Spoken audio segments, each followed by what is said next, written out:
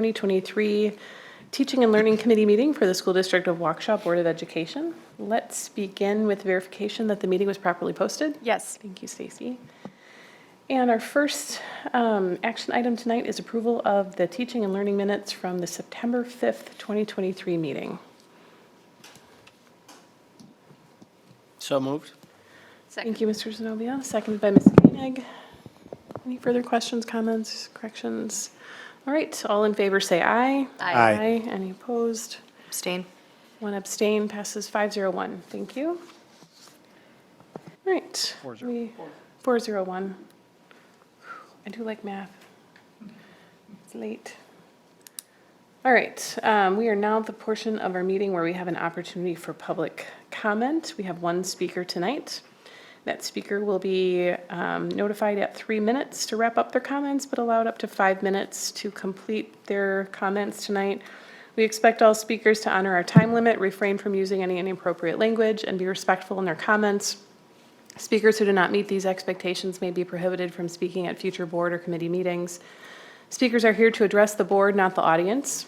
This board committee does not endorse any comments made by members of the community here tonight. We would like to remind our speakers of the impact of their words on others and that our children are watching. We commit to communicating with you in respectful and productive ways and ask that you do the same.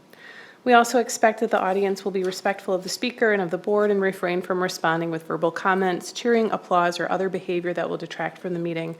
Please note that no obstructions can be created between the board and the audience. Visual aids cannot be used in the area behind the speaker, and podiums should be clear during public comment. Also, out of respect to our speaker tonight and our meeting participants, please silence your cell phones. Our speaker tonight is Paul Reese. Mr. Reese. Good. Talk to you about an art display that was on display at West High School in the summer.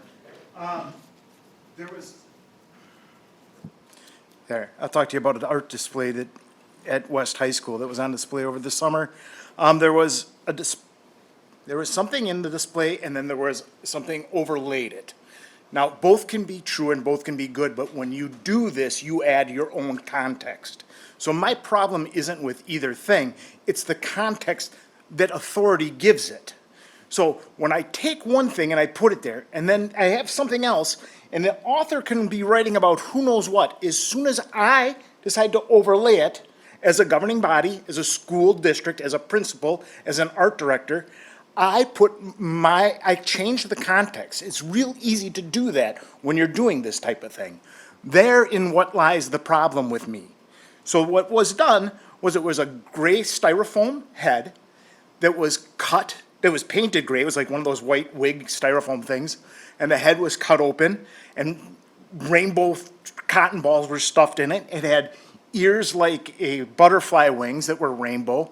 And it read, "There's nothing more artistic than to love people."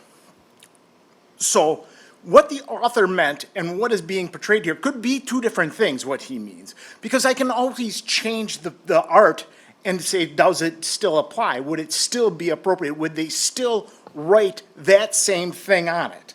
So example, if I had a drawing or a painting or a sculpture of a demon wearing a pride shirt on it, would they still put the same thing above it? Would they still write it? Or if I put on there, pride cometh before the fall, even changed it. Now am I adding a context to something? Am I putting forth an opinion? And I think, yes, I am. And there is an opinion and agenda being driven here. And I have a problem with that. I pulled my daughter out of that art class because this is not what I want her involved in. I pushed her after hearing things. I wanted her to have an art class.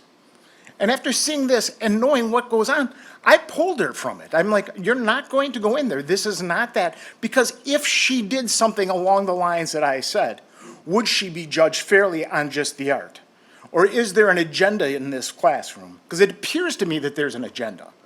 And I want no part of it. And I shouldn't have to do that. I shouldn't have to take my kid and say, okay, this area of school is off limits for you. Because there's an agenda there. And it's driven in that school. And it's a get back to other things. I understand that this board made a decision on taking out political science. And this I don't think falls under that guise as that. It's a different type of context that this is put in.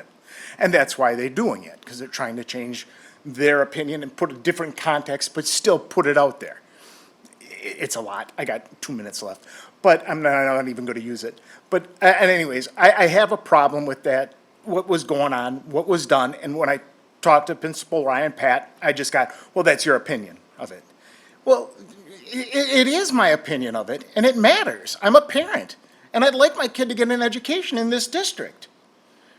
And I'll be darned if I send her to a class and get this kind of treatment for someone who I know has a very different opinion of mine, and who apparently cannot keep it to themselves and keep their opinions and not push them on their students.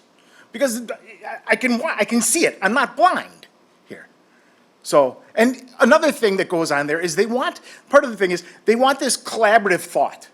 This coming up with solutions is a group thinking at West. They want this collaborative thinking, which is group thought, which is the exact opposite of critical thinking, which take place on your own, which you have to figure out, but you need the tools to get there. You need to understand what art is. And this, just being loving people is not art. Vincent van Gogh, whatever he was in his opinion on this is probably taken out of a context, because he drew a lot of portraits of himself. Where's the love in that? I mean, self-love, I mean, I don't see the point in using this context, but it takes away that critical thinking, and they rely on these kids to see this and just say, oh yeah, that's what art is. No, it is not. It is a lot of things but that. There is a lot of pain and anguish in art as well. So to say that is just a fool's notion, and it really upset me. So anyways, thanks.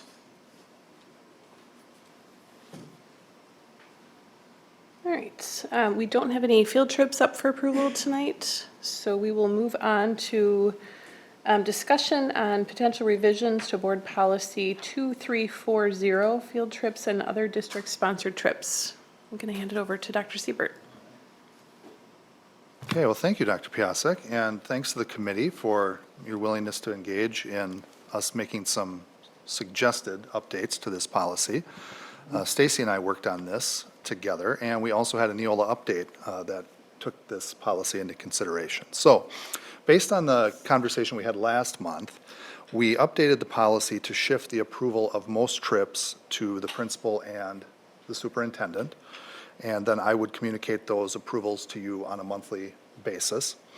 But we also kept in, based on our discussion last month, that any international travel that takes part as part of a competition, and remember that's the only kind of international travel that we currently approve, any trips to Hawaii or Alaska, or any non-curricular types of trips would still come to the Teaching and Learning Committee for approval. And then as part of the update, we also moved the non-district sponsored trips section to the end, which is what the policy recommended. So we took some of the pieces of, if you remember last month, we had shared the Muskego Neola policy as well as the Oshkosh Area School District Neola policy. And we looked at both of those, took your feedback, and then tried to update our policy. Stacy did a wonderful job with that, working with Julie, to reflect what it is that we were trying to accomplish. But with that being said, we certainly wanted to have your feedback and any suggested revisions or ideas you might have that you'd like to see within this policy. Thank you, Dr. Siebert. I'll just remind the committee that this is here for discussion tonight. There's not an expectation of taking action on it. We would, of course, bring it back for another round if we did want to take some action on it. And as Dr. Siebert mentioned, it's a combination of some of the opportunity I think we saw to move what might typically be an administrative approval back to that place, but then also it happened to come up in the set of policy updates that Neola was sending forward for revisions also. So it was probably good timing that we saw both of those things together. So what comments or questions do folks have?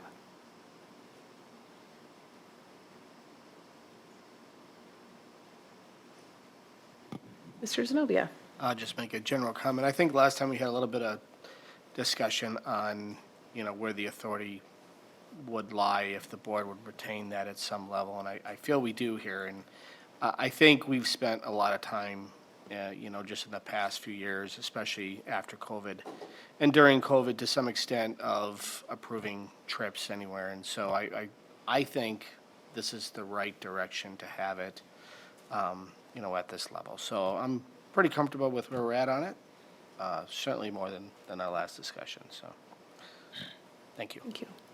Anyone else? Just a point of clarification. Dr. Siebert, you had mentioned any approvals that you do of field trips would be, you said, brought to us on a monthly basis, but I think you mean to the board. That's the way it's written in here anyway? Yes. Yeah, Okay, yes. so not to the committee, but to the board? To the board. I should have said that more clearly, yes. I'm thinking it could take place in a couple of ways. We could kind of grow into that. I could do it during my superintendent's report each month, just report the trips that I had approved, or I could do it in the Friday updates, more likely in the superintendent's report, because then it's more public. Any other questions or concerns? Okay. Well, it sounds like we've got some good agreement around the direction that you've taken here. So Okay. I would say, if there are any afterthoughts that folks have, you could reach out directly to Dr. Siebert. And we. Or Stacy, she's Yep, or to big part of the Stacy. brains behind this, yes. And we could bring this back with any additional considerations in November for potential approval. That sounds great. Okay. Well, thank you, Dr. Piasek, and thanks to the committee. Thank you. Thank you to everyone to being open to reconsidering the way we do this. I think this will give a lot more, probably, efficiency and ownership in the right place. So I appreciate that. All right. So we're moving into our content areas, and we're fortunate to have all of our high school principals with us tonight, along with several teachers. So we're actually I'm gonna propose that we change the order unless anybody objects, because we have some teachers who are needed bright and early in the classroom tomorrow morning. So we're gonna do government first, right? The thought was we could Yeah. do the course syllabus for AP US Government with Nate being with us. Yep, perfect.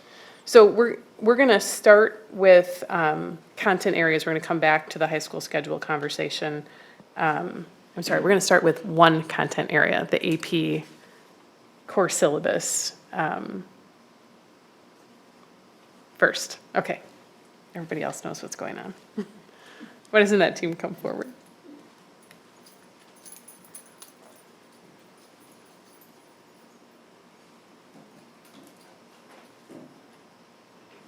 Good evening. Welcome back. Just a reminder, because I know I'm new, Laura Ryan, Director of Teaching and Learning, Secondary Teaching and Learning. And I have with me Mr. Nathan Gevlinger from Waukesha North. He is the AP government teacher there, and I think he has been here before addressing you about this. So can I, boardroom, Apple TV, am I gonna-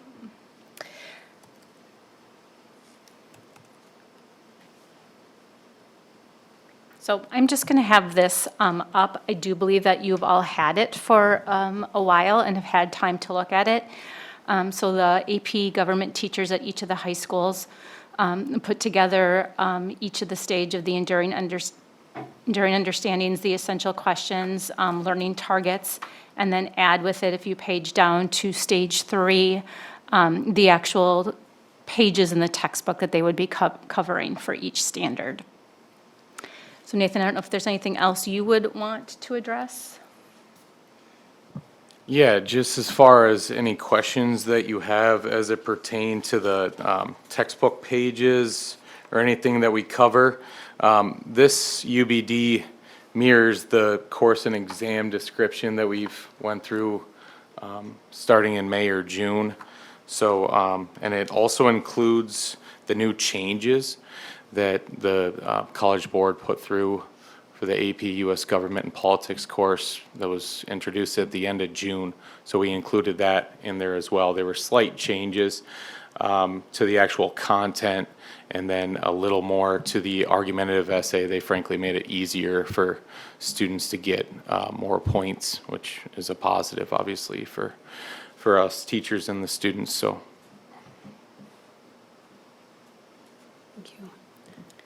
Ms. Kozlowski. Thank you. Just following up on that point, were those new standards released recently? Or this was all part of how we got to this point? Because we have talked in great depth about AP government and this. Right, this was put out by the College Board at the end of June. And this is reflected within the. With the updates? UBD, yes, yeah. Okay. This was changed. Our UBD was updated in August, so it did include the changes. And like I said, there were slight changes to the actual content. Right, because I think the last time that we talked, we had commended for how in-depth and excellent this is. I mean, truly, this is outstanding. Thanks. Thank you. I don't think I feel like we've talked at great lengths about this, so I'm excited to see it get moving. And it's started, right? We're already using it. Yes, Mary. we wrapped up Unit 1 last Friday, so we're on to Unit 2. Well, good. How'd that go? Very good, yeah. We introduced the argumentative essay, which some people think's the hardest FRQ. I tend to disagree because it's something they're familiar with, but yeah, I was excited with the progress that they made, and we're ready to get after the 3 branches in Unit 2, so. Fantastic. Mrs. Koenig.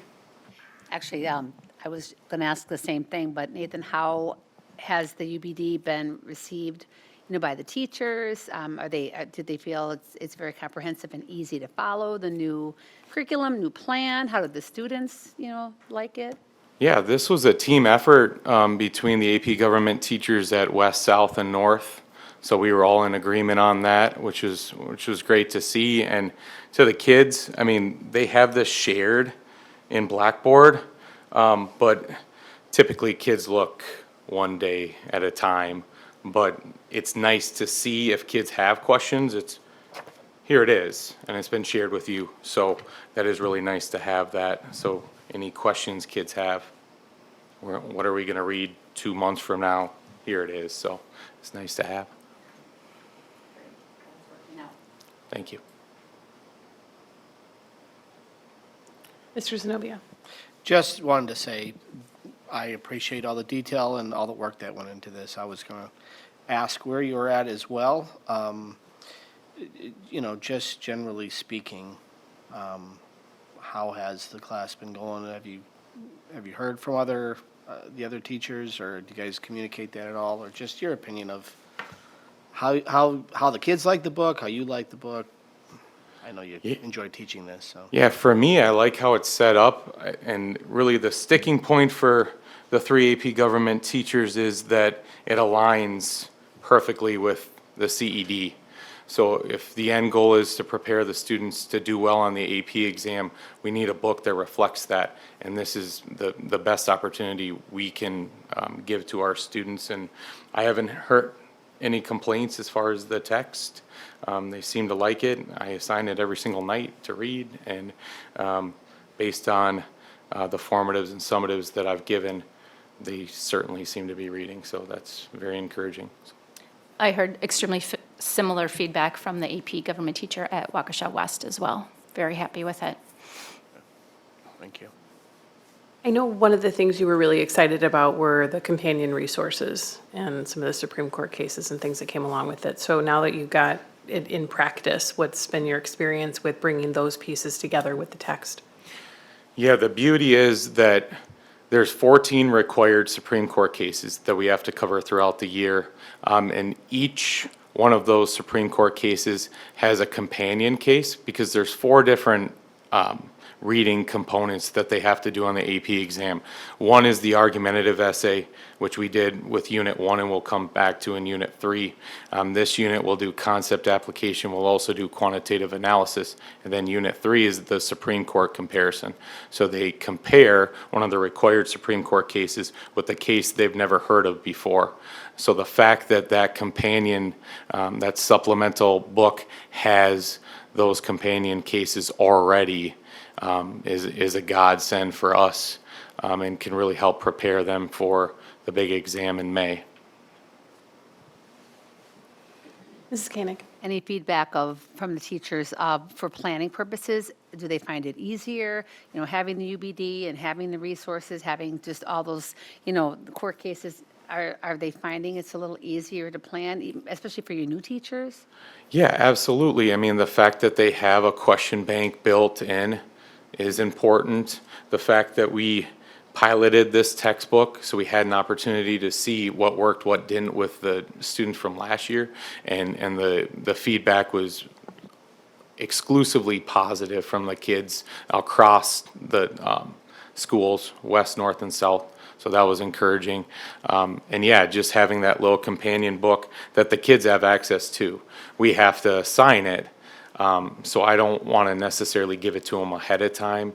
If we're talking about Baker v. Carr tomorrow, I don't really feel the need to share Engel v. Vitale, right now. But as we cover it, I release that within the ebook, and they have access to that. So There's one AP government teacher at each high school, and so there's only 3 total teachers who are using this. And Nathan's actually the newest of the 3, so, and you can see how knowledgeable he is in all of this. I appreciate how thorough you've been, how patient you've been with all of us, just digesting all the material, and also just being very transparent about what you liked and what you thought would make things easier for kids to learn, and how well aligned this piece is. And I'm excited that our kids have a chance to use it. And I have been witness to kids in hallways of schools having heated conversations about these Supreme Court cases, which is actually pretty great, like just kind of walking through and they're debating these things. So it's pretty neat. So thanks for bringing that energy, and it sounds like the kids are really motivated by what's happening in class. So thank you. any final thoughts or comments? Everybody feels satisfied? So this was the last piece that we had in front of us to approve. So this is an action item. I'd be looking for a motion to approve the course syllabus for AP US Government and Politics. So moved. A second. Thank you. All in favor say aye. Aye. Any opposed? All right, passes 5-0. Thanks for being here. Thank you very much, guys.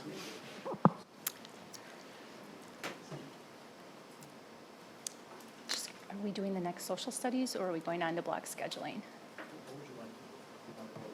High school schedule and then come back, or would you like to just do the curricular resources? Doesn't matter to me. I'm here all night.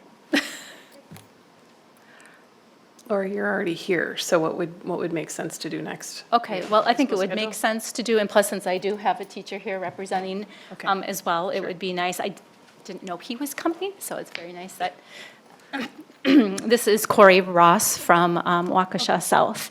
And Corey, you teach, I teach government, AP World, and U.S. History, and I'm a first-year teacher at Waukesha South. Really appreciate the opportunity to get to know you all and the district. You all have been very supportive in that process, so thank you.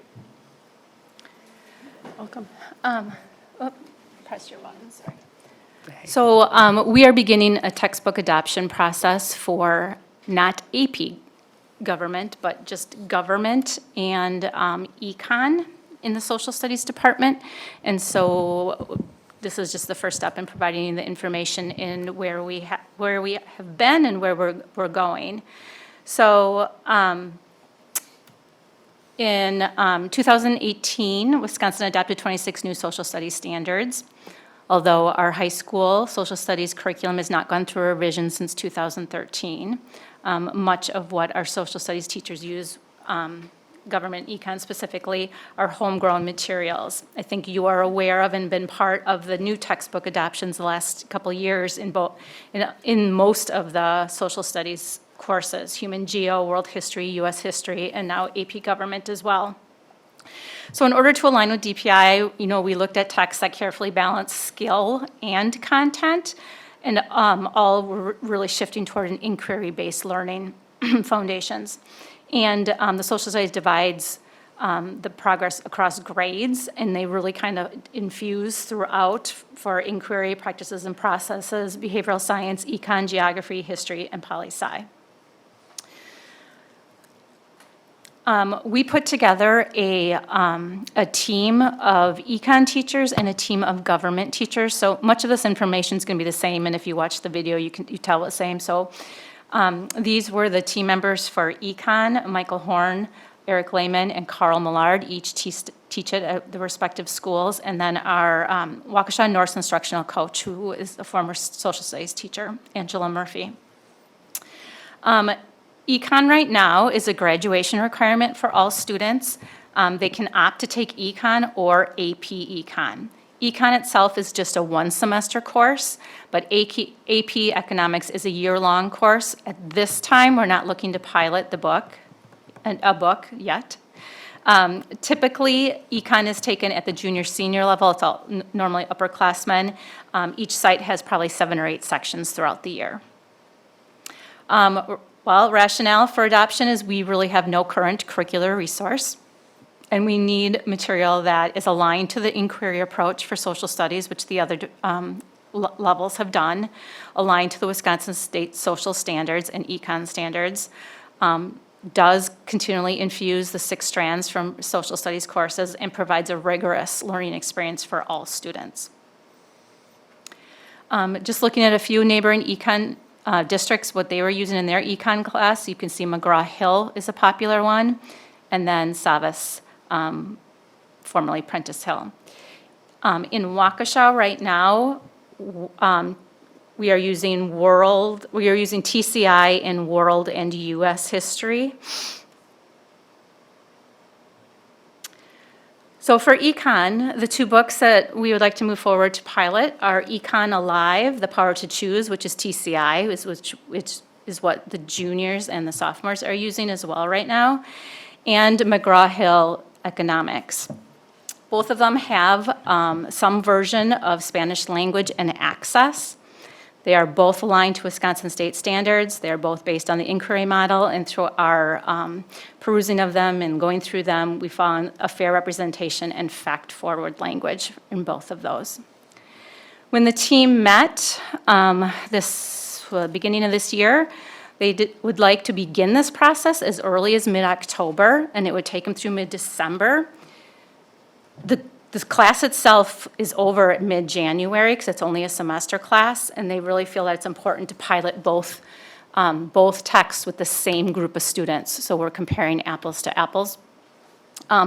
One teacher in each school will be doing the pilot, and they would like to have these done first semester econ and first semester government, which we'll get to. And you can see here that when they looked through the texts, they would like to pilot Unit 4, which currently aligns with their fiscal policy unit, and in the McGraw-Hill book, Chapter 16, the monetary policy, which aligns with a similar unit that they already do.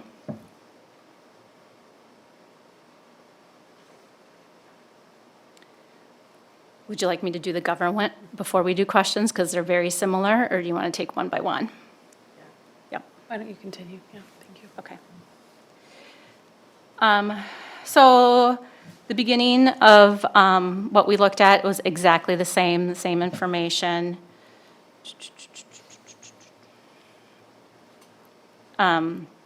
So same reason, 2018-19, we got new standards. We haven't revised since 2013.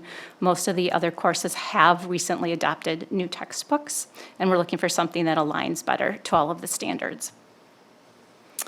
The team members for the government were Taylor Bargren at North, Angela Murphy, the instructional coach, Corey Ross from South, and James Job from West. Similarly to econ, government is a requirement for all students. They can take government or they can take AP government, but this government is only a 1-semester course, where AP is a year-long course, and that text was just recently adopted, as you are aware.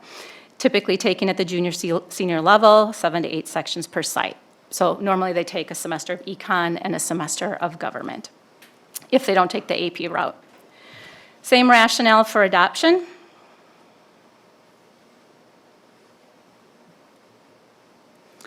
When comparing to neighboring districts, again, McGraw-Hill and Prentice Hall, and then some who had locally created homegrown resources, as we do. In Waukesha itself, again, we're using TCI in World History Sophomore, U.S. History junior level for TSI, but our AP Human Geo and our Human Geo class at 9th grade is using the Bedford text as the AP Government is as well. When the government team looked at textbooks, they had decided that they would really like to pilot 3. And the reason is that they would like to pilot the TCI for all of the same reasons, and the McGraw-Hill that Econ wants to. And they also would like to pilot the Bedford text, the AP text. So just like AP Human Geo, or regular Human Geo at the freshman level uses the AP text, they thought it would be interesting to pilot that text as well with their students to see if they could bring up the rigor of the class, being seniors.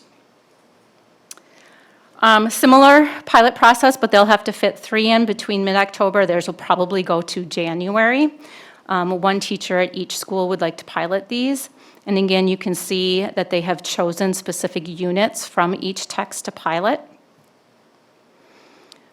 Unit 6, Judicial Branch, and it tells you what unit it aligns with what they have now.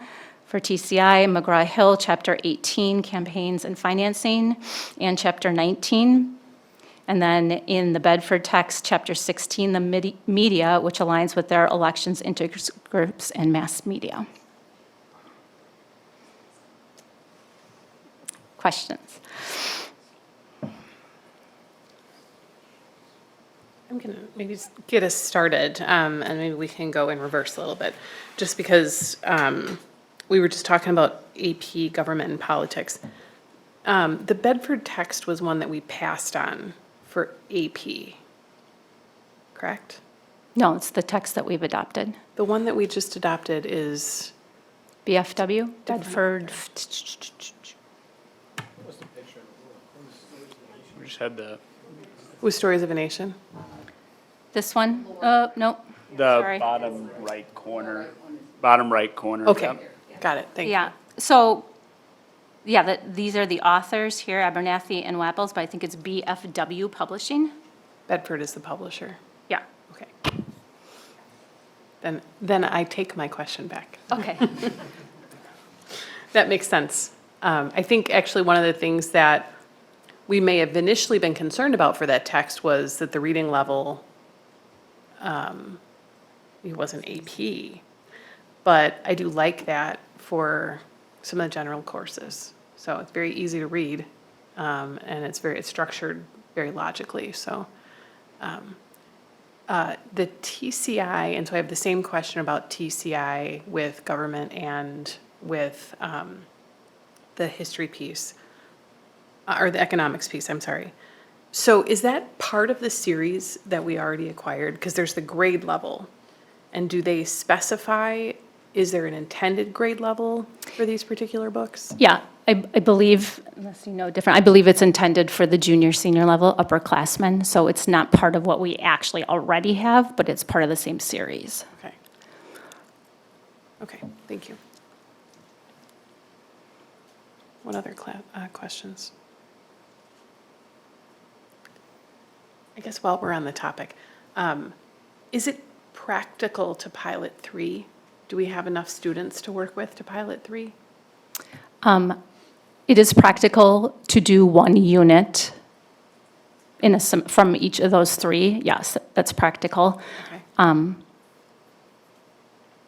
I think they wish they had a year to do it, but, you know, the students turn over at semester, so that's just not possible. And we did discuss trying to extend it into second semester, and we weighed the pros and cons and just thought, we're going to have totally different students. They're not going to have the experience of all 3. It just didn't seem to make sense.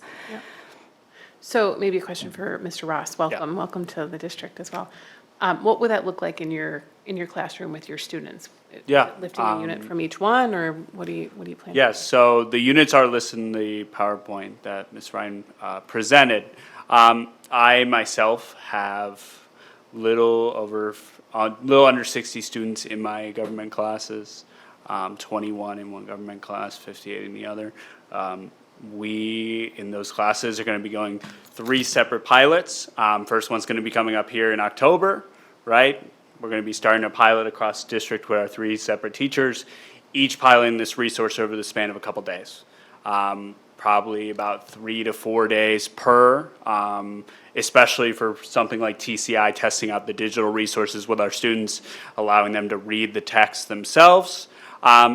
Then from there, we'll give them all basically a poll, a form, discussing with them, how do you feel about this resource? Was this valuable to you? You all have seen that form recently with other pilots. We'll be updating that form. I know for Gov, Econ, I'm sure we'll be updating that form as well. And then we'll go from there. November, we're going to do the same thing. Chapter 18, Chapter 19, political opinions and campaigns. We'll be offering to the students over a 3 to 5 day period, allowing them to pilot that themselves. In the meantime, we'll all be discussing, how do we feel about the textbook? Does this align with our goals? Does this align with what we as a district believe a government class should look like? And is this going to be suitable for the grade level? That is going to be a big question that we're going to have to deal with, especially as most of my students in particular are seniors. That's going to be a question, is this college level material for students who may be going on to college soon here? Same thing in December. We're going to be going on with the Bedford textbook. We are lucky enough with all of these textbooks to have some experience. I know personally with U.S. history, we use TCI. I'm very familiar with the TCI platform.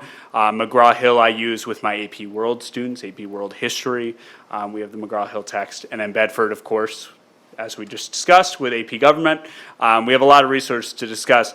Has this textbook worked for teachers? Are students taking a liking to it? Are they gathering understanding from it? So we'll do the same thing. We'll implement that pilot in December of Chapter 16 related to media. That's specifically under Unit 5. And then from there, we will reassess. Once we have all the student data, our input, and have gotten a better understanding of the resource as a whole, then we will be able to present you all with a bigger picture. But I think that's a good summation of what that process is going to look like. And just a little background is the teachers decided they'd start with TCI because they're most of them teach a different section as well. So many of them are already familiar with TCI, and they felt most familiar. McGraw-Hill is sending representatives to come and do some professional learning with our teachers, and October 26th that day. And they have also provided each student in the classes an inquiry journal. So not only will they have the digital resource, but they'll also have a physical inquiry journal that they can use. Ms. Kozlowski. Thank you. So in just looking at the review that you provided on the 3 texts, I'm actually curious most about McGraw-Hill because the feedback here, right, so when we talked, the goal of getting a unified curriculum is rigor, right? And the feedback here is that it's shallow, pretty much lacks rigor, it's surface level. And I'm just curious, even with that feedback, why we would select to pilot. That was one teacher's words, and there was a little discussion about it. And when I addressed it with McGraw-Hill, that's when they said, let us come in and let us do some professional development with our teachers so they know how to use our resources, and then provide the inquiry journal as well. So in looking at they were only looking at the textbook, they didn't have the inquiry journal at the time. And then, so. Okay. I apologize. I can second that a little bit. We had discussions looking through each of the textbooks, of course, Bedford being the AP textbook. We did like some of the rigorous text in there. We know TCI, we know it's got some rigor. We use it in many of our classes. McGraw-Hill, I use that in my AP World classes as well. And we did have a couple concerns, but we also knew they had this inquiry guide. We knew about some of these resources, and we wanted to see if we could put those into action to make the content more rigorous. I have those inquiry guides in my classroom now. I'm excited to be working with the staff over at McGraw-Hill to see how can we implement this content alongside the inquiry guide to make this as rigorous as possible for this textbook. Once that process has been done, we will have a reassessment about the content in the textbook. But I do think that it's an important opportunity for us to not only allow our students to experience the inquiry guide, that's something we would likely use in the class, but for us as teachers to see what can we do with that inquiry guide? Can we make this class go above and beyond using their inquiry guide? So I think that'd be my feedback on the McGraw-Hill textbook. Okay, so my follow-up on the professional development then with McGraw-Hill is one of the pieces that you will get to learn a lot from me is I'm going to ask about teacher workload. Okay, so piloting is a lot of work. Rolling out a new curriculum the first year is taxing. Then there's professional development that comes with a new curriculum. So when we're talking about bringing them in, this is just a pilot at this point. So how much bandwidth are we Yeah. And taking? that's a great question, and I think I posed it to this group. I said, do you guys really want to do 3? And they really wanted to do 3. I think McGraw-Hill would be coming, or, well, I was going to say McGraw-Hill would be coming in anyways, but I guess if we chose not to do them, they wouldn't. But, yeah, I think, maybe you can Yeah, respond I to can that. definitely speak to that. I think between the three of us, government is our passion. I'm a political science major. It's something I've loved since I was a kid. And I really think that when we discussed potentially having 2, maybe having 3, we wanted the opportunity to be able to pilot as many as possible. I'm a first-year teacher.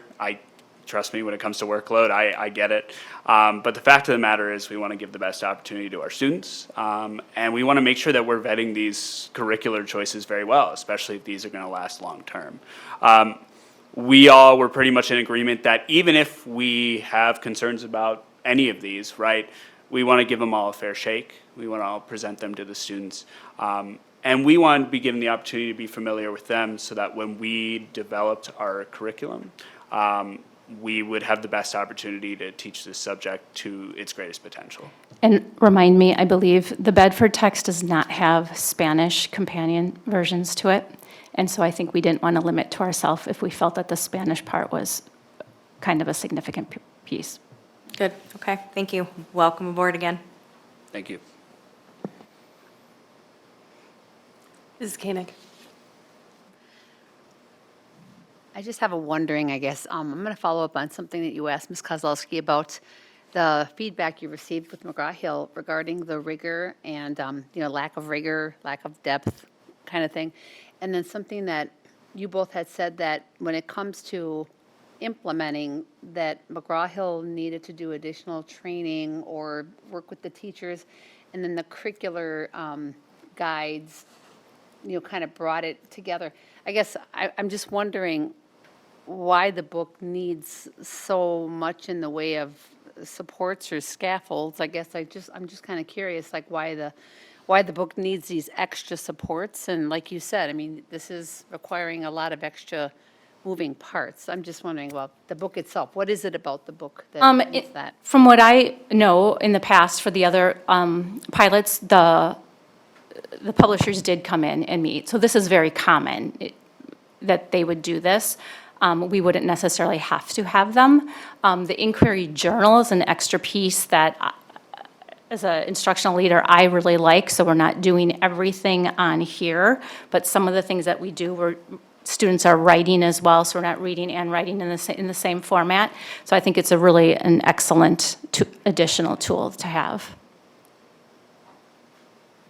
Do the other resources have these kinds of things as well? Or is this just exclusive to McGraw-Hill? Or, I mean, are there? The other 2 here do not, but like I know our English curriculum study sync that they use at the high school, that does. But not the other 2 we're looking Not at? the other 2. Oh, okay. Mr. Browski. Yes, I just wanted to get a little better idea on the time spent on each pilot. So I know it's roughly middle October to middle December, and it looks like each pilot is either 1 unit or 1 or 2 chapters. But I heard you say something about just a couple of days, so I'm just wondering, I might have misunderstood what you're saying. How much time is spent on that unit or those 1 or 2 chapters as far as school days or weeks or whatever it might be for the pilot process? Yeah, I can speak to that. A couple notes on that. First, this is mainly dependent on teachers, right? Some of us go through things a little quicker than others. When it comes to the actual pilot itself, what we're thinking is about a week on each pilot in terms of the student actually having these items in their hands. However, when we're discussing the judicial branch, for example, for TCI, we're going to be basing our discussions and our planning on the TCI resource itself. So while the students won't, well, they'll have it in hand, but while the students won't be working with it as much, all of our planning on anything we do as a class, formative or summative, is going to be based in that textbook. That goes for the same for the other two portions of this, for Bedford and for McGraw-Hill. So about 3 to 5 days where we're hands-on working with the textbook. But moving from there, we're still planning the rest of our materials for that period of time, if not longer, based in what the textbook has to offer and less so in maybe what we've done in the past. And could you give me an idea of what amount of time that might be? Yeah, so for the judicial branch, for example, the judicial branch is probably the longest. That would be anywhere between a week and a half, 2 weeks. When it comes to media and politics, as well as money and politics, these can be a little shorter, about a week. However, if we find, especially if there are more things we want to explore with some of these curricular resources, that that's not enough time, we are able to extend those. But giving each book about a week of learning time to 2 weeks, depending. Especially for TCI. TCI is going to get a bit longer with the judicial branch. That probably we're looking at 2 weeks. Yeah, and again, that is teacher dependent. Different schools may take a little less time, a little more time on certain subjects. Okay. Anything else? Okay, you don't have to. Mr. Zenobia? So generally, how many texts were looked at overall for each section for government and economics? I know when we were looking back at the, for the AP course, there were maybe 20 or so that they started with. I think they looked at a lot of resources because we weren't so happy with the one, but we're happy now, so that's good. But but my question is, on these resources, how many, what's the pool that we started from that we've kind of whittled down here? It seems to me that we're kind of, in order to serve our Spanish language students, not every resource is going to do that, correct? So we're kind of stuck with maybe McGraw-Hill or Apprentice, which Yeah. out of the gate is a little bit more biased for my taste, but That was really a limiting thing for us, so no, we did not start with 20. I don't know, we would reach out to 5 or 6, I think. And then if we were told that they had no Spanish version whatsoever, that kind of really stopped us. When we reached out to other districts, there were many homegrown, and the ones, McGraw-Hill's very popular right now. That one was probably the most popular. And then, like, as far as government, they do like the AP text, that was a very popular one as well. And then, because we've had a lot of good feedback from our other social studies teachers with TCI, that became a strong one as well. Prentice Hall Savas was just not what our teachers were looking for. I know we had a lot of discussion over economics staying over the past year, so very glad that it is, and I'm very excited to see how the pilots go to whittle down what's a great resource for our kids, so thank you. So what does the timeline look like, and what can we expect over the next? Our timeline is to have these pilots done by the end of the semester, so mid-end of January. We'll spend some time with the teachers then, really going over the student surveys, the student feedback, the teacher feedback. And then we'll be bringing our recommendation to the board, and then hopefully can even get those books ordered and here maybe before the end of the school year, so our teachers can start planning and any other kind of professional learning that needs to happen over the summer. Okay. And do you have extra copies of the texts other than the Abernathy? I have the McGraw-Hill. I do not have TCI. It's digital only.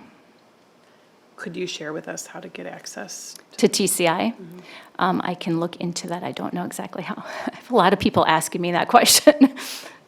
We have time. Yeah, but, yep. That would be good if we could just kind of. Yep, and I can get, you have you don't need the Bedford one, or you have it already? As long as I know that Bedford is Abernathy, we have that one Yeah, already. yep. Yeah, And then I can get you McGraw-Hill. I have a lot of those in my office. thank you. Anything else? All right. Thank you, Mr. Ross, for being here tonight. Yeah, thanks so much for having us. We appreciate it. We're looking forward to it. Thank you. All right, so we are going to go back under general business and welcome our high school principals, I think. Yeah, yeah, okay. For a discussion about high school schedule. All right. Well, as they make their way to the table, I can help introduce them. This is a great team. So we have Laura with us again as the Director of Secondary Teaching and Learning. We have Tom Shelmo, the principal at North, Mario D'Amato, principal at South, and Ryan Pat, the principal at West. Before we dive into the discussion around the high school schedule, I just want to really compliment this group. The principals work very well together. They collaborate, they try to lift each other up, and they are a very positive team. So I'm really proud of the work that they do. The schools are, I would say, distinctly unique in their own way, but they're also very similar in that they all work very hard together for the students that they're privileged to serve. So with that being said, Mr. Pat has kind of been taking the lead on this particular endeavor. He was working very closely with Ms. Herman, as were the other principals throughout the last year. And when she departed, Laura has come into the mix, I've come more into the mix, and Mr. Pat has been really the glue that helped put the presentation together and worked very closely with both Tom and Maria to be here today. So I'm going to pretty much turn it over to them and let you, I'm excited about what they've put together here. We've done so much over the past few years in terms of curricular resources, in terms of curricular improvement, in terms of continuous improvement. And we're very interested to see what you think of the work that they've been doing here over the past year and be able to answer any questions that you might have about it. So with that being said, please. Thank you, Dr. Siebert. As we do collaborate together, I know that you received the presentation with my voice, so now you get to hear all of our voices, and Tom is going to start us off. All right. Since I have this microphone, I have to just go back for a moment to Mr. Gevlinger, our government teacher who was here earlier. He didn't share this, but his students on the AP test, which has a scale of 0 to 5, his students averaged a 3.9 last year on the AP test. 88% of them scored a 3+. So he didn't brag for himself, so I had to do it for him. Anyway, go back to the schedule now. So we have been meeting over the course of the last year or so. Since last September, we've been hearing from stakeholders within our buildings and outside of them, our counselors, coaches, teachers, administrators. We've come together monthly to talk about the schedule. That's where we started, and it's been a long process monthly to review. Where we started is here with our current high school schedule, which is affectionately known as our Drop 2 schedule. And so our students all take 8 classes at once. They take all of their classes on Monday, and then the other 4 days of the week, they drop 2 classes. So essentially, they take each one of their 8 classes 4 days a week. So for our teachers, they see all of their classes 4 days a week. So on Tuesdays, Wednesdays, and Thursdays and Fridays, we drop 2 out of the 8 classes that students take. The rationale for that is the Monday classes are 43 minutes. By dropping 2 classes, the other days of the week, we're able to extend that to 60 minutes. So that gives teachers in front of students with more time throughout the course of that lesson. And so the current concerns we had with it, and the reason we kind of started with this is, first off, the Mondays feel overwhelming. Students going to all 8 of their classes, receiving 8 homework assignments, 8 lessons, 8 sets of notes. It's just a lot in one day. That also yields lots of transitions throughout the course of a day as well. There's inconsistency with instruction from a teacher lens. They're planning their lessons essentially day 1, day 2, day 3, day 4, as opposed to Monday, Tuesday, Wednesday, Thursday, Friday. So a teacher who might have an economics class second and fourth hour could be teaching a different lesson within the same day. And so it causes a bit of headache from that perspective, from delivering instruction. And students are also missing instructional time with a drop two schedule due mainly to those transitions throughout the course of the day. So our work looked a bit like this. We conducted a SWOT analysis at the start of this process last September, taking a look at the strengths, weaknesses, opportunities, and threats around our current schedule. We evaluated system-level data around achievement, attendance, curriculum implementation, student perception data, and examined the potential schedule correlations that go along with that. At that point, we've determined that it was necessary to take a look at alternative schedules while also reviewing our current schedule, knowing that that was still an option on the table. We developed our priorities, which we'll go over in a moment, for the high school schedule, and we collected data and feedback from several other districts. This process also included visiting several schools with different schedules, which Maria will go over in just a moment. The priorities that we developed in determining what our next schedule should be is a student-centered schedule that allows students opportunities to participate in some of our flagship programs, access to early college credit, our dual enrollment academy, AP courses, music courses, et cetera. We also aim to increase the instructional minute allocations for our students to make sure we had time for curriculum implementation with fidelity. Making sure we had manageable workloads for our teachers and our students was a priority. We also needed to stay within the current start and end times that exist. A small shift was made in our proposal that you'll see in a moment by just moving the schedule up 5 minutes. Ryan will go over that shortly, and we're open to feedback around that. But that was primarily due to our transportation contract and the way we have our buses set up. And then continue to provide student-centered programming for students of all needs, all backgrounds, and all of our subgroups.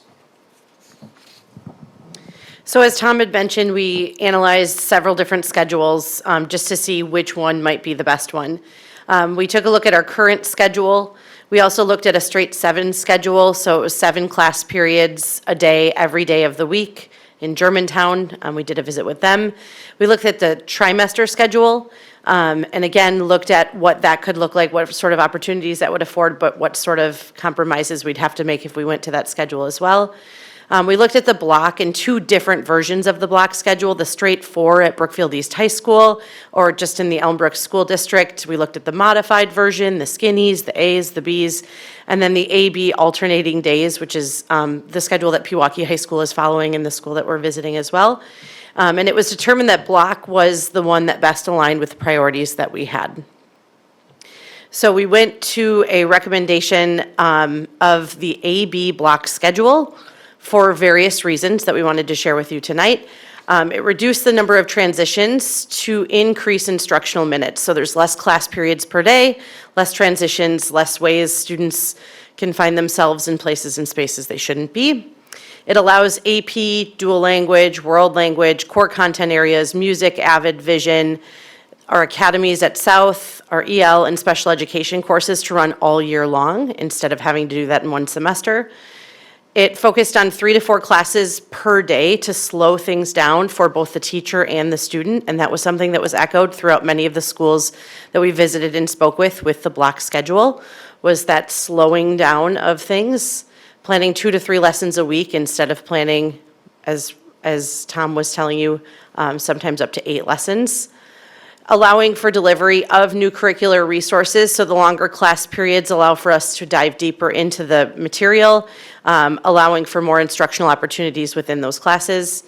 It fits within our current start and end times and other related logistics that we didn't want to mess with. And then it continues to support our student-centered scheduling, which is something that we have really put at the forefront of our minds throughout this whole process. So this is just a version of what this could look like. On the left-hand side, you'll see the A schedule, so that would be an A day. You'd have 4 classes per day, in addition to the lunch period as well as our homeroom and JIT. And then the B schedule on the right-hand side would be on your B days. Again, same schedule, same start time, same end time. You would just have 4 different classes on that B day.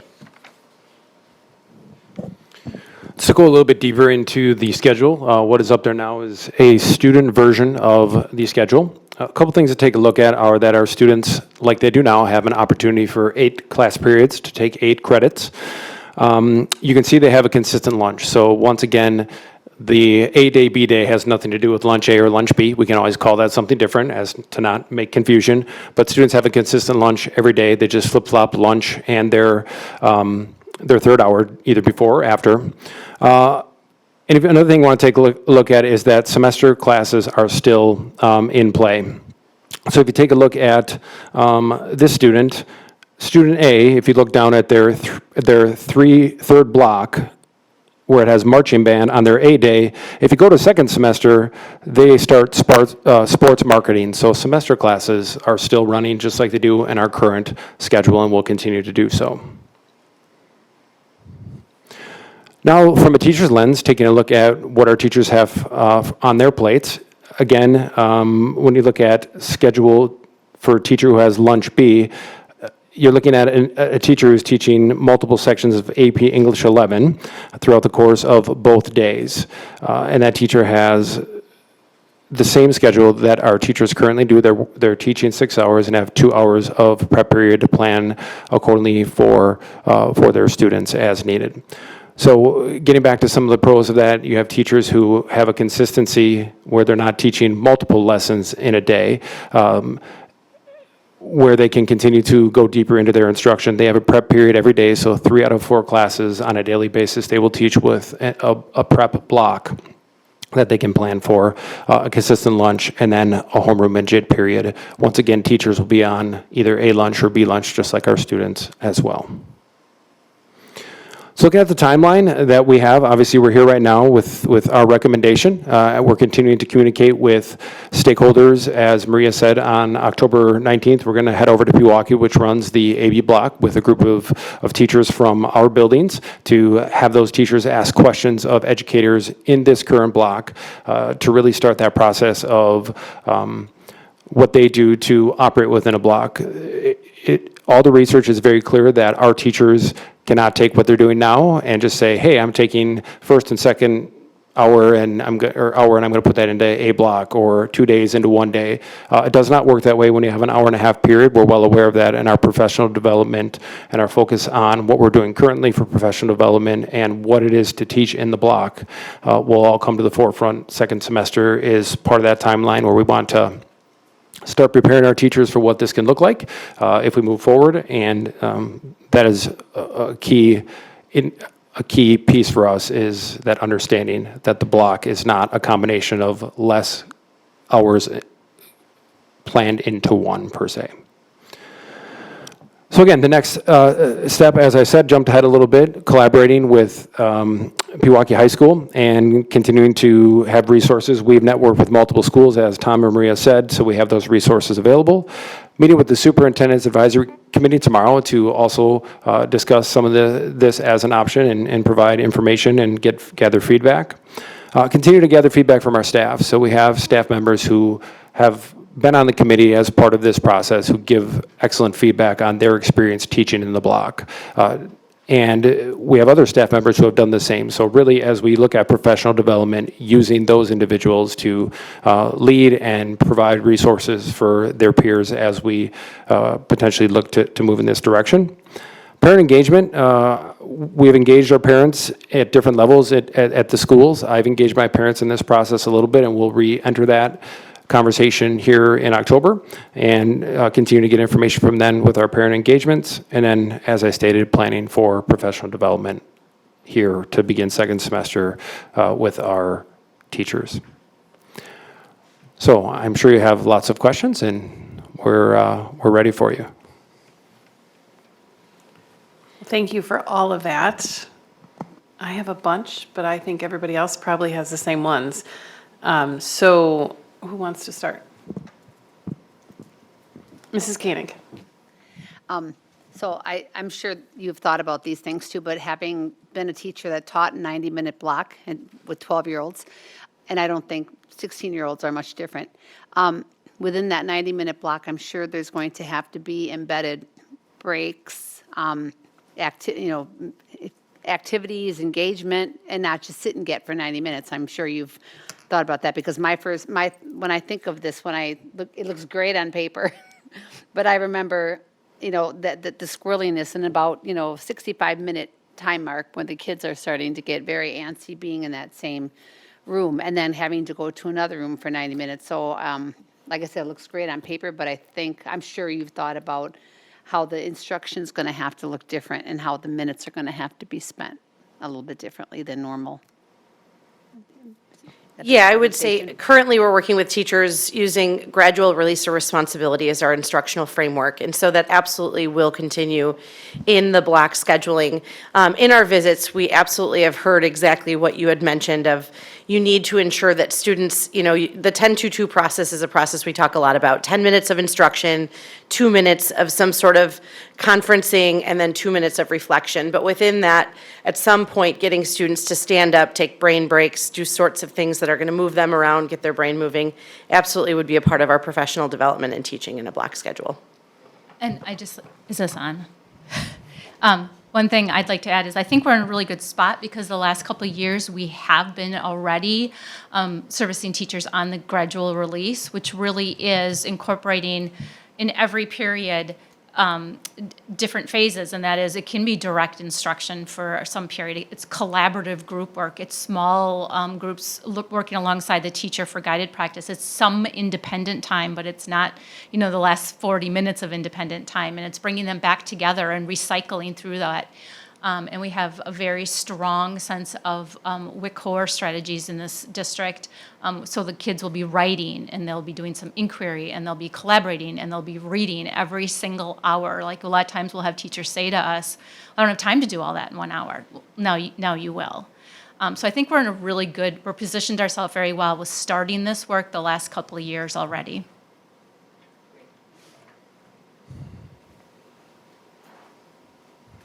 Mr. Zenobia. Thank you. I think Mrs. Koenig makes a great point about that being a large block of time. If we could limit board meetings to 45 minutes per period, I think maybe we could look at that, but That sounds like a you problem.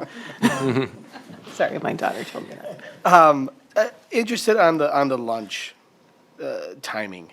So if I understand this correctly, some students are always going to go to lunch at the same time, or that's alternating? Students will always go to lunch at the same time. Okay. It does not alternate. And there's 2 lunch periods. Correct. That second lunch period, is that just too late in the day? I mean, do you hear that that's just really late to be eating lunch for anyone? I mean, high schoolers can bring snacks, but still. I was just curious. That's my very in-depth question is, got to be getting hungry at that time. Yeah, our current lunch schedule is actually later than that. Our first lunch, or second lunch now starts at 12:23. So haven't had any complaints in the current schedule this year or anything to that effect. So I think kids figure it out. They figure it out. Okay. Ms. Kozlowski. Thank you. Okay, so on the theme of back-to-back long classes, the 8 homeroom or JIT, is that considered instructional hours? Does that count towards that's Yes. still, and what are we doing in that period? And the reason I'm asking is, where does their break come in? Where does a study hall, or where is that point in their day other than lunch, which some of them will be working and doing that, but I'm trying to balance. Yeah, so in the current structure that we have, homeroom is going to be where students are receiving their academic and career planning lessons, and that would remain the same in this block schedule. Currently, in the just-in-time period, that's a flexible period in terms of students' ability to either choose an instructor that they're going to need additional help and support with, or to use that 30 minutes as a study hall for them to catch up on some work. So that absolutely would be a good time for students to utilize during that time. I guess the other positive side of this is currently as it stands, not every teacher and every student have access to each other during just-in-time, as we have lunch on the opposite side of that, whereas if we were to change to this schedule, every teacher and student would be available at the same time. So every student would have access to their teachers, which could obviously additionally support students who need support in the courses that they need support in. So yes, 30 minutes could be used for a study hall during that just-in-time period. When's the last time we did a schedule change? Didn't we just do one? This was before my time, and I started in 2016. Yes, it was also, Or COVID, I don't know if you're referring to COVID. right, those were Schedule. quick schedule changes. We also did change from, we were maintaining the drop 2 schedule, but we had 3 lunches compared to 2 lunches, and we moved the JIT period, which was in the morning time, to the middle of the day. So that is what we just changed recently. So same amount of time per classes, just shuffled some things around a little bit and dropped a lunch post-COVID. This schedule change itself took place, this is year 15 for me in the district. I'm going to say it came in maybe 11 or 12 years ago, maybe longer. We've been in this schedule. So if anybody has any other knowledge of that, please step in. Versus- Yeah, so we had a lot of conversation around study halls. You now have an hour-and-a-half block if you have a study hall in your schedule. Many of our students have a study hall. Upperclassmen are allowed a release for study hall. That is district policy, so that would remain. So that's a large block of time, right, for students. But it might be every other day that happens, where they might not have 2 periods or 2 study halls, but they could have, generally they'll have 7 of 8 classes. So they would have to balance that as well. But as Maria said, the JIT time, if they're in their good academic standing, will definitely be another 30-minute period, 35-minute period for them to get things done. So that the juniors and seniors would have options for the release, like a study hall release, a 90-minute every other day. But freshmen and sophomores, we would encourage them to take 8 classes. They'd only have 4, rather than having a 90-minute study hall. I don't know if that's, they could still, but I think it gives them more options to take another class, to be honest. Great, thank you.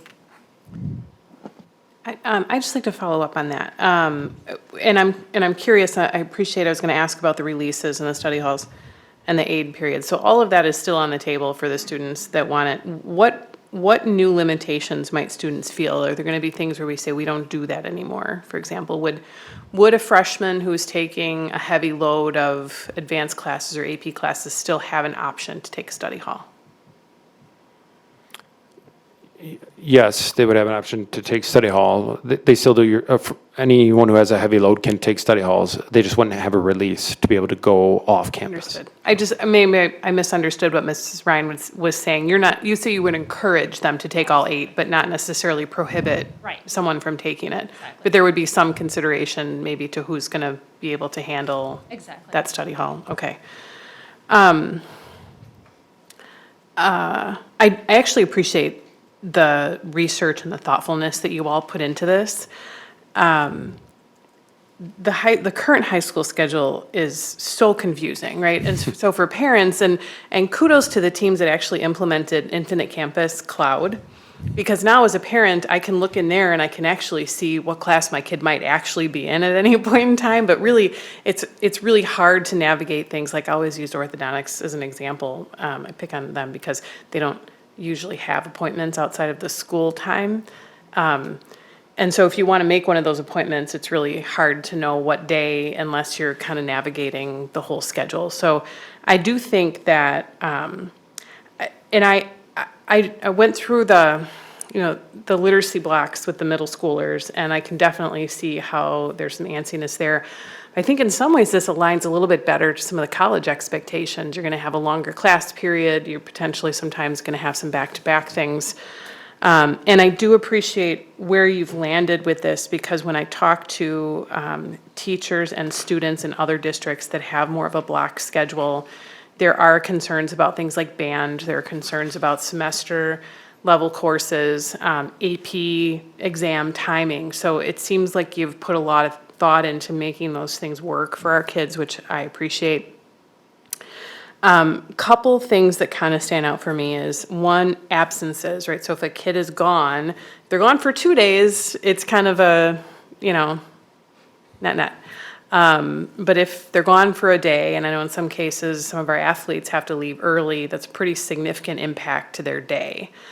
So I'd like to hear your thoughts about that. And while we're on the subject, I was just going to add, the 5 minute earlier, I see how it makes sense in terms of the times. But I really would like to understand the transportation limitations. I think I know what it is, and I think it's probably getting the high schoolers home before we have to go get the elementary school kids. But is there anything, now that we're getting all these passing periods back, is there anything that can be done to compress the JIT window so that we can get the high schoolers out of there earlier without forcing them in 5 minutes earlier, which has already been a real source of pain, I think, for a lot of our high schoolers who aren't getting enough sleep as it is. So those are my 2 questions. I guess I would say the JIT comes into play for that missing time. So now that we have 1 JIT time, where right now we have, as Maria said, we have 2. And so that means half the teachers are in 1 JIT, half in the other, and our teachers teach across grade levels. So the students and teachers don't always have access to each other during that JIT time. Now there's 1 JIT, all students have access to all teachers. So any student who misses an hour and a half period every day has an opportunity to go to that teacher for understanding what they missed, where that wasn't even an option in this current schedule. So that's what should happen in the case of somebody missing that hour and a half block, is using that JIT time to make up whatever needs to happen, which is currently happening now, but it's easier to be done in that schedule. The busing component was, we have a lot of our students who do leave early, right, because of the busing limitations. If we got done with school a little bit earlier, the conversation, right, was that's 5 minutes less in class that students are missing if they are in golf, right, and they're leaving at 1 o'clock 8 times. That's 40 minutes of class time that they're maybe not missing because they might have started the class and gone longer at the end of the day. That's the conversations we had around that. Also, students take some time to get to where they need to for busing and for pickup. Our buses, once they get on a rhythm, go pretty quickly sometimes. Students would have a little bit more time to just get down to the buses. I can speak for West specifically. To go to the bottom of the building, we transport most students in the district as the largest school with the most busing. So those were the conversations we had. We did also have conversations around JIT. I think that's open to discussion, JIT time and end and start time. And we're continuing to seek feedback from stakeholders, parents, and you as well, so. And I'm sure you didn't take the 7:30 thing lightly, right? Like, oh, we'll just have them come 5 minutes earlier. But what was the real motivation for that? Was it to make everything else add up, or is there something more significant with transportation that we can't figure out? It was really making things add up as well, just Okay. trying to keep consistency with even start times, 5 minutes, hour and a half on really to make the schedule read easier. And so our day continues to be what it is when it comes to instructional minutes. So that can easily be looked at accordingly. But. And just one of the things that I hear from a lot of high school families that also have middle schoolers is that when those times got closer together, and now if they get even closer together, there's an advantage maybe on the busing side, but maybe a disadvantage for the families who may drive. And I just put that on the table, something to think about. For sure.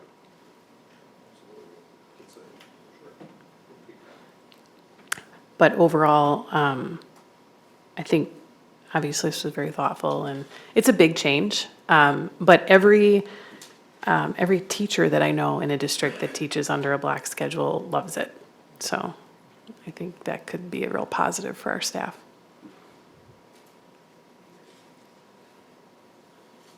So what's next?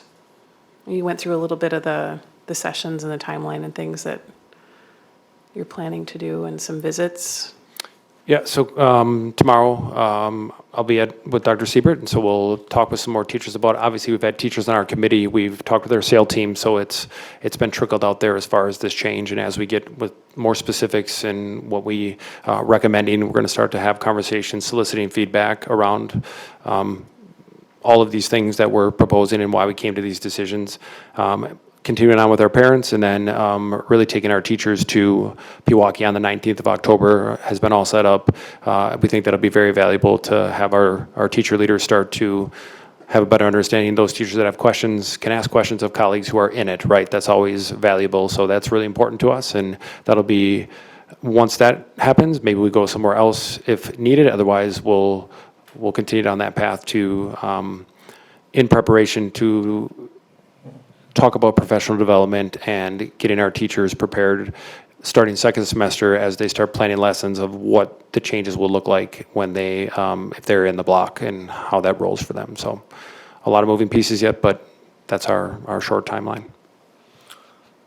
Are you thinking, way I was thinking about it is maybe we see if we could come back in November after we've had a few of these meetings and a few of these different experiences for another discussion item, and then potentially have some more dialogue, and then come back in December for final approval, if that would be to the committee's liking.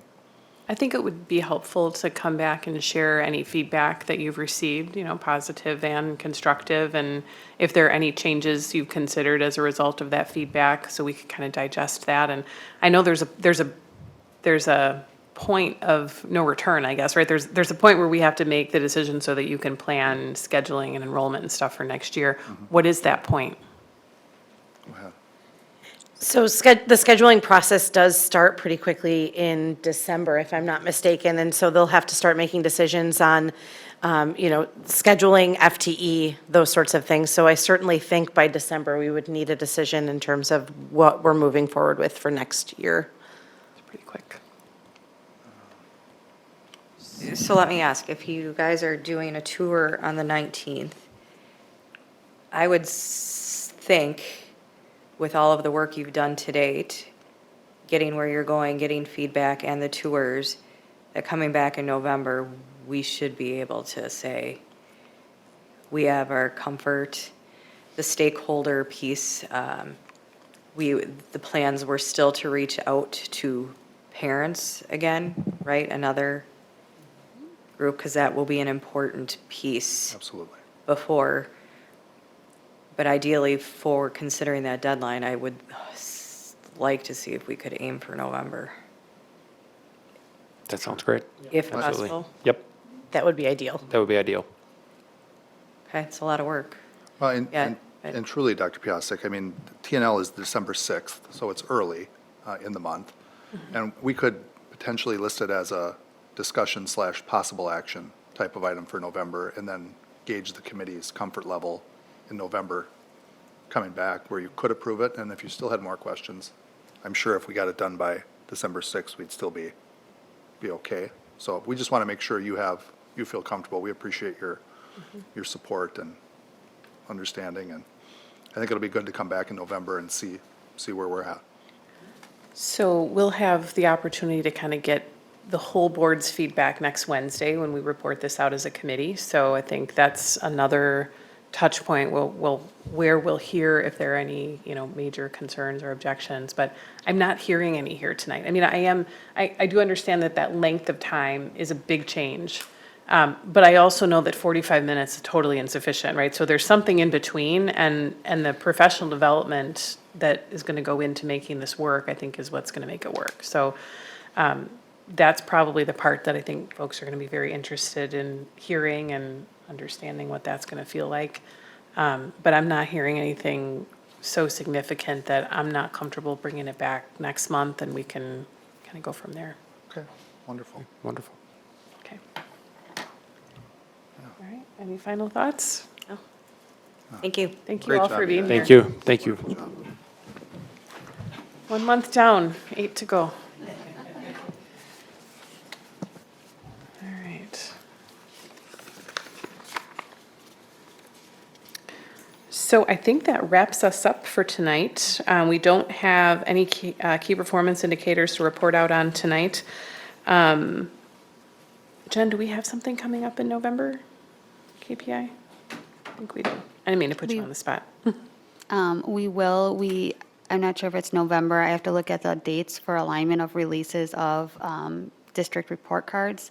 We have a preliminary release coming up soon, but once we have that, that's a preliminary release, and so we wait for the state to release them. But sometimes what happens is we have a meeting at Teaching and Learning, and they're released like 3 days later. So we have to wait until December, but last year Jody and I would try to do it as soon as we could, once that release is out there. But we can always use Friday updates just to say, here's what's coming. Okay. All right.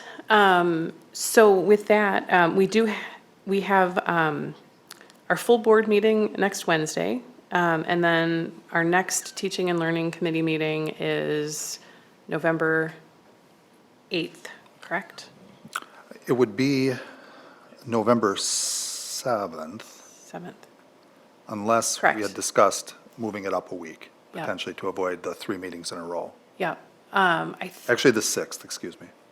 I think we'll have to pulse the committee on whether that might make sense. We do know the have 7th. the 3 meetings in a row come November. So we have Monday night, Tuesday night, and Wednesday night. I think for now, we're going to keep it the way it is, and then we can consider if we've got heavy agendas that we might want to adjust that. But Sure. right now, I'm feeling pretty good about that. Okay.